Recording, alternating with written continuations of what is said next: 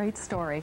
Well, there are more land and sea features in the works, and joining me now from an editing suite where he's putting the finishing touches on another great story is Bill Kelly. And what a character Mr. Kearley is, Bill.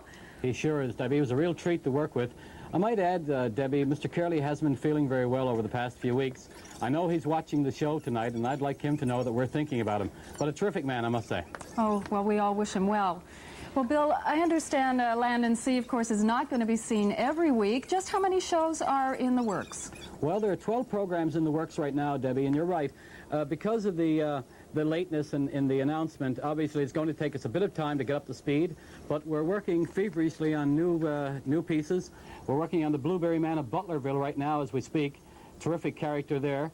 And other stories are in the works. We'll be back in a couple of weeks with our next one. And by the new year, we'll be on pretty well every week. Bill, can you give us a sneak preview of some of the things that we'll be seeing a bit later on in the season? Sure, no problem.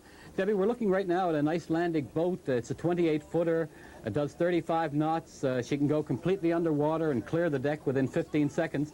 And she's seen as possibly a vital link to the future of the Newfoundland inshore fishery. And I think people are going to be fascinated with that one.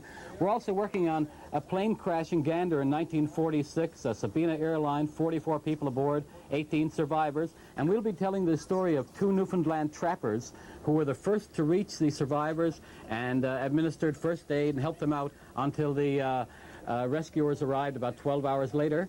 We'll also be telling the people about a Newfoundlander, a hero. He's acclaimed as a hero in the British Isles for his part in averting a major disaster after an explosion and fire aboard an oil rig in the North Sea. So those and several other stories coming up, Debbie. They sure sound interesting, Bill. It is nice to have you and Land and Sea back on the air, and we look forward to seeing more of Land and Sea as the weeks go on. Thank you. Thank you, Debbie. It's great to be back.